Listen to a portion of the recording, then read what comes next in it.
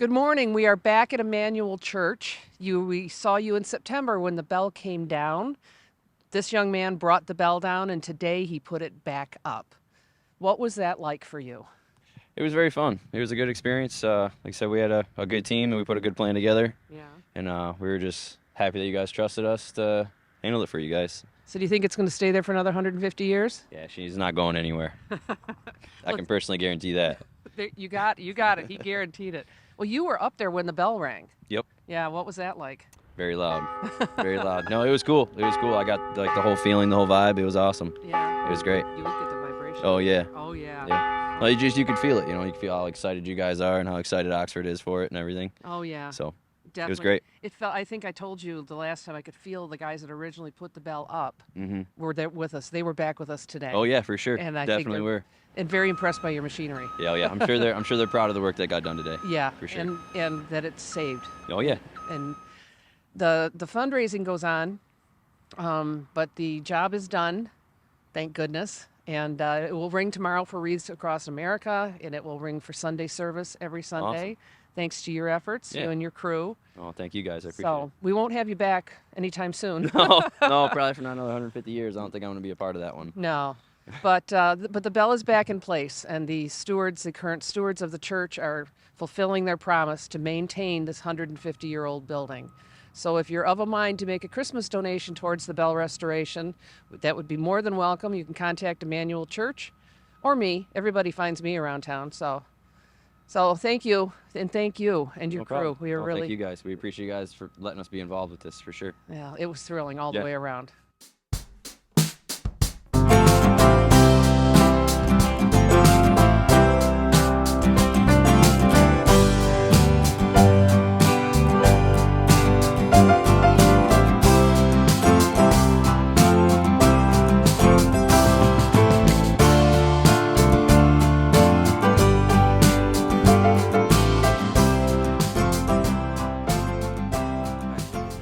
Welcome, everybody, to the Oxford Chamber of Commerce ribbon cutting for Wild and Rooted, formerly Simple Organics. And I would love to introduce the owner, Heather, and her husband, Steve, and her beautiful children. We're here today to celebrate Heather and all of your great accomplishments between having a beautiful family, going to school, getting your degrees. Can you tell us a little bit about that? Yes, so I actually graduate this December. I'll be done with my PhD, so I will be a doctor of natural medicine. So we are really looking forward to expanding our practice here. We've got some wonderful staff, some herbalists. We have Jen right here and Maggie, a licensed respiratory therapist. We're very, very blessed here with our team, but we are excited to branch out and expand the business and really kind of make it my own, focus on family, focus on kids, autoimmune issues, thyroid, all that good stuff. Can you tell us a little bit about the respiratory therapy and how you're going to go about that with people? Yes, well, Jen, would you like to say anything? I'll let Jen go right here. So I am a licensed respiratory therapist. I've been in medicine for 30 years on 3 different continents, both military and civilian. And I made a change to switch to herbal medicine during COVID. So I am in the middle of the David Winston program. It is a 2-year certified program. And when I'm finished, I will be able to act as a certified herbalist. And I would like to, with Heather, incorporate my allopathic lung knowledge into herbal medicine. So my specialty is in lungs with anxiety and sleep. Love it. And then my specialty is in autoimmune and thyroid, and then with new moms, babies. I'm also a lactation consultant. So every Tuesday we have free breastfeeding hours from 10 to 12. So any new mom who is pregnant or has just had a baby and is having breastfeeding issues, they can come in and get free consultation services. Oh, wow. Nice. All right. And then you have a variety of different herbs and medicines for all kinds of different needs. Is there anything like specific right now that people would be wanting to visit you for? Yeah, so we're actually seeing a big rise in autoimmune issues over the last 6 months, I would say, and even year. But specifically for this time of year, we're really focusing on just cold and flu type of stuff. Everything in our store is going to be non-GMO or organic. We're trying to always have family-owned businesses, make sure it's third-party tested, very, very clean companies here. Nice. Yeah. All right. And this is your better half, Steve, and he helps you through everything. It does. It takes a village. All right. Well, we would like to officially welcome your new business, Wild and Rooted, to the Oxford business community. And so we'll hand that to Steve because I think you're out of hands. And let's go ahead and officially cut the ribbon with the tiny little scissors.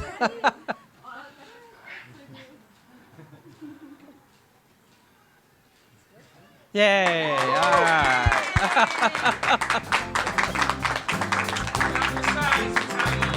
Congratulations.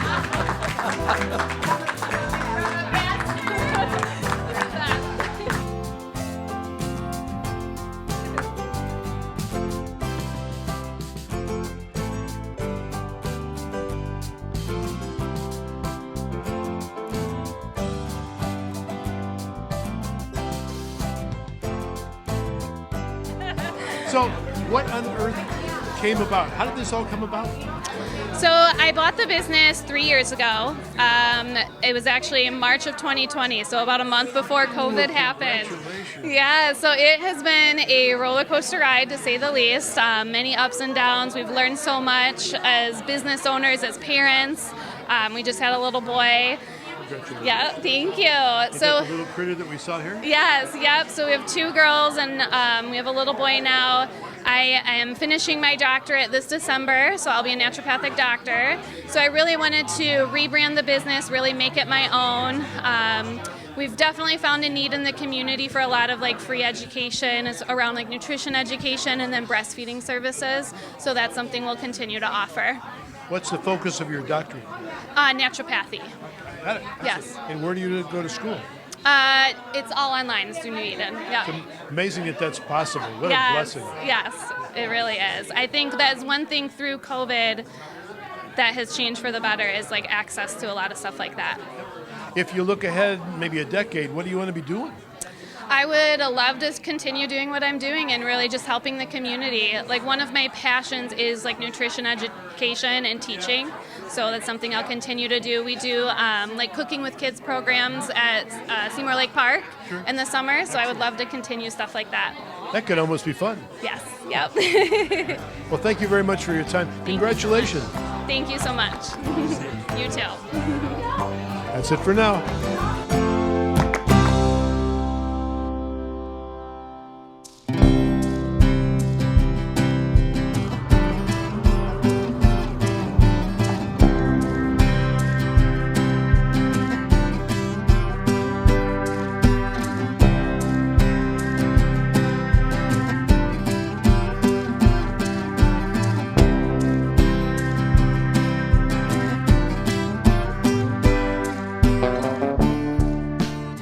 Hi, I'm Sue Delecky. I'm with Canine Stray Rescue. I'm a volunteer there. And today we're doing our wine fundraiser. It's a Wines for Canine fundraiser to raise money for the kennel. And we're here at Lapeer Country Club. We have about 154 people here for our event. And this is our second annual wine fundraiser. The wine fundraiser consists of a 5-course pairing, wine with a food. And then in addition to that, we're going to do 50-50 raffle. We have auctions, and then we have basket raffles.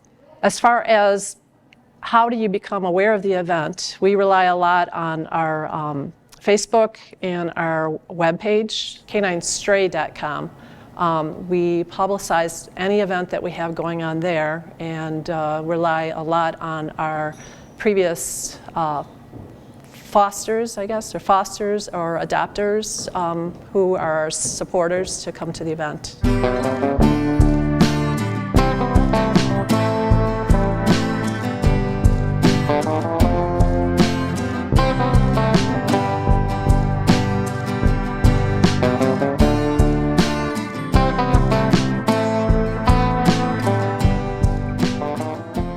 Hi, I'm Melanie Ebaware.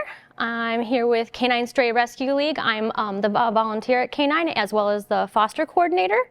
We're here at the wine events today where we're trying to raise money, extra money for our kennel to fix things up, help with our dogs with medical needs, and anything else our dogs might need. So thanks so much for everyone who has supported us today, came out to the wines event, donated, sponsored, donated auction items, monetary donations. We appreciate you guys so much. All of you guys in our surrounding communities are just wonderful. We are completely donation-based rescue, and we rely so much on our community to help us better the lives of our dogs at our kennel. If you have an interest in getting involved with Canine Stray Rescue League, that would be wonderful. All our information is at caninestray.com. You can volunteer with us, foster with us. You can, if you're interested in donating, the donation tab is on the website.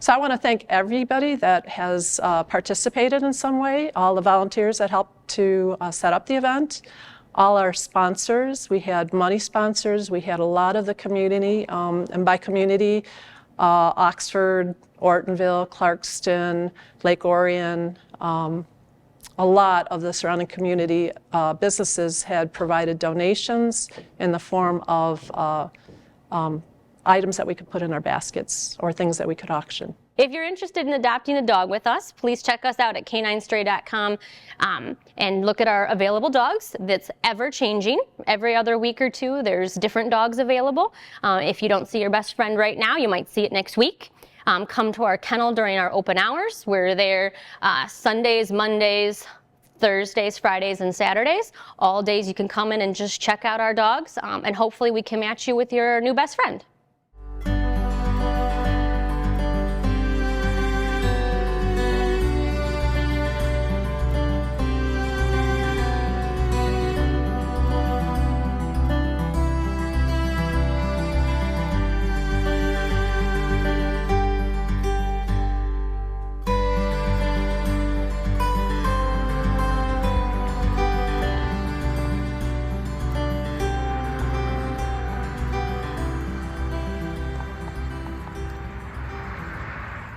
Well, good morning, Oxford and Addison and all our wonderful viewers from Oxford Community TV. This is Chuck Cameron and a good new friend, Chuck Parinzian. Chuck, it's nice to speak meet with you, Chuck. Finally today. Yeah. Chuck and I have been talking to each other on the phone and by the technology for the last several months. Chuck is quite knowledgeable about the areas of Addison and Leonard, and especially the parks. We're going to be talking to you, young man, for some time about parks and recreation and the wonderful things that our viewers, perhaps in Oxford, who might not know so much, might want to be aware of. But first of all, Chuck, we're sitting in an old school today. Tell us a little bit about what's the history of this wonderful old school building. Tell us a story. Well, the name of it is Arnold School House, and it was on Lakeville Road by the intersection of Lakeville and Hosner, where there is also an old white church at the corner. This building was built in 1856, and it remained a schoolhouse from 1856 to 1957, is when it finally closed down as being a school. So it was a functioning school for 100 years. Yeah, for 100 over years. in its original site. Yes. Okay. And you talk to some of the older people in the township, they had parents that went to school in this building. And unfortunately, from being idle after it closed down, it fell in disrepair, where about 2010, there was thought of perhaps having the building bulldozed down, and the people in the area said, no, we want to save it if we can. So our township leader said, well, we'll see what we can do. And with private donations from people in the community, we moved the schoolhouse up here to the park, and we use it to store our park tools in the basement, and we use it for a greeting center for Watershed Preserve Park. That must have been quite an endeavor to move an old building to a new place. That must have been quite a story. Well, by the time that it got here, a lot of it shook loose, and there wasn't a lot of it left. Got it. And so it did require a lot of work. And when we brought it here, winter was just beginning. It was between Thanksgiving and Christmas. Okay. It was getting cold, and we had to make it structurally sound. We tarped the roof area, and then in the springtime, we began construction, and slowly but surely we put it all back together. When I look around inside, it's beautifully redone. It doesn't look like a 150-year-old building. This must have been a lot of work for the community to redo all this. Our township leaders thought it was important to fix it up nice so we could use it. We use it for our park meetings, and again, I mentioned that we use the basement for storing our park tools to take care of our park. So we fixed it up the best we could. Again, it took a few years to do all this. It wasn't overnight because the building was in bad condition. Right. But it was worth it, and there weren't any other buildings on the township property here, and so this works out very well. When we have events, this is the focal point. When we give tours of the park, we bring people in here, we tell them what they're going to see in the park, we explain a little history of the schoolhouse, then we take them out in the park. So tell us about that park. What is the name of the park? This is Watershed Preserve Park. Watershed Preserve Park. Now, why Watershed Preserve? Is there a reason for that name? This is one of the headwater areas for the Clinton River watershed system. The Clinton River runs into Lake St. Clair, and this is a north branch of the Clinton River, this area here. The land elevations are rather high. We're from this area to Lake George Road, about 2 miles west of here. The land elevations vary. Here it's about 1,050 feet. At Lake George Road, it's almost 1,200 feet. And the water is draining this way. It's also going southeast. The water here, the land elevation here is about 1,050 feet. The surface water elevation on Lake St. Clair is 575 feet.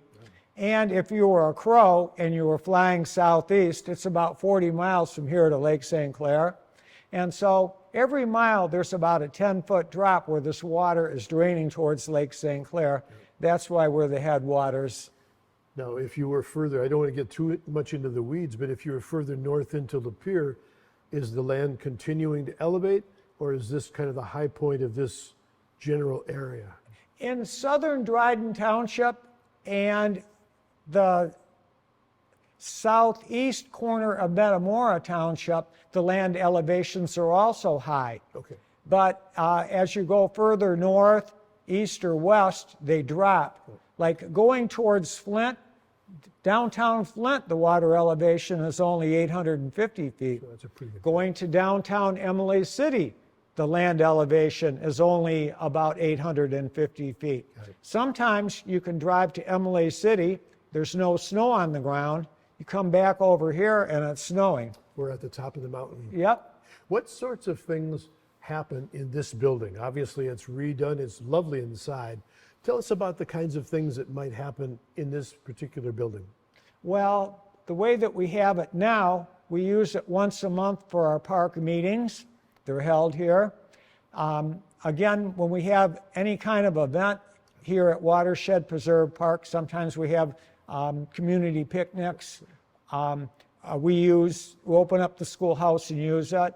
When we give tours of the park, we bring people in here first and explain what they're going to see, and then take them out into the park. Excellent. We look forward with another one of these interviews in the future to having you take us on a walking tour, or maybe 2, or maybe 3, to see some of your parks and have you teach us some things that maybe the folks who watch our programs don't know, or don't know they don't know, but we look forward to that. If you were walking us around this park today, what kinds of things would you teach us or tell us or point out to us? Well, actually, we have quite a few things that people can see. We actually have a printed piece of paper we can give them with about 20 points of interest, where when you reach that designation for each point of interest, there's a little marker card saying what it is, why it's important, and why we put that plaque there. And so I would, if I brought someone in here and explained to them what they were going to see, the first thing I would do is I'd give them one of these pieces of paper and say, when I'm not around and you come here by yourself, look for some of these places, like we have Glacial Rock, the biggest tree, the highest point in the park. We have a few invasive species, different types of plants that have taken over certain areas and stuff that we keep trying to eradicate, but we can't get rid of. And so those are things that they can see and identify. And so hopefully when they leave the park, they learned a little something. Sure. So they'd have to actually leave their television and their cell phone behind and walk around in the real world and get real air in their lungs. That would be a good thing for most families. Well, it's enjoyable. There's a lot to see. No two places look the same here at the park. Fortunately, our trails are well marked and numbered, where if you get lost, you can usually find your way back pretty easy. We have maps in our park entrance signboard that we have that they can take along the way. Are there restrooms in the park? Pardon? Are there restrooms or? There's a restroom here at the entrance if someone needs to use that. Good. All right. And Watershed Park is rather large. It's 231 acres. It's a good-sized park. Now, tell us this. This is one park. You said 2 things that interest me. Number 1, there are quite a number of park rangers, and 2, there are a number of parks in this area. Can you briefly talk to us about how many rangers there are, how many parks there are, and how our friends in Oxford Township, who might not know, could find out more about all the parks that are so close to them? Well, we also have another large park that's not too far away from here that's called Lake George Nature Park. That is 82 acres. That's, if you were in downtown Leonard, it's just 1 mile west of downtown. And that has an entrance signboard. It has maps. It has a nice trail. We have a fishing pier that people can use to go fishing at Lake George. And that's a nice place also to visit. The trail there is about 1 mile long. Also, at the township offices, we have Addison Playground, which is being updated currently with more outdoor equipment for people of all ages. The bocce ball. There's a paved hiking trail. Behind the township hall, there's Labode Park, which has a nice baseball field. We're currently working on a lower entrance down at the bottom of it to make access easier for people. And that borders the Michigan Nature Association Lakeville Swamp Sanctuary. And that is, by state biologists, is high in natural features. It sounds to me, I know that there's a lot more detail, but it sounds to me like we who are sort of Oxford Township folks are missing a real opportunity to see a lot of wonderful things outside if we don't come over your way from time to time and see what Addison Township offers. Is that correct? Well, that would be nice. We're a little bit more rural. We have a little bit more open space. These parks you can come to, and they're very scenic. There's a lot to see. We have enough trails where you can spend most of the summer and not see everything. Got it. You said you're a park ranger. How many other park rangers are there? We have about 15 other park rangers. We get together, about once a month on a Saturday morning usually, and we'll do some kind of project. We'll do some trail clearing or make something or do something nice for our parks. And it's fun. We have a good group, and we get together, and Sounds good. And we try to make it fun. Well, you do. We certainly appreciate your time, and I certainly look forward to the next time we get together, because I'm going to have you drag us out around some of the trails, and you could teach me some things I didn't know about that are outside. So thank you for that, and thank you for the summary of this wonderful old building that doesn't look so old. Inside it looks pretty nice. Well, it's pretty nice now. We're very proud of it.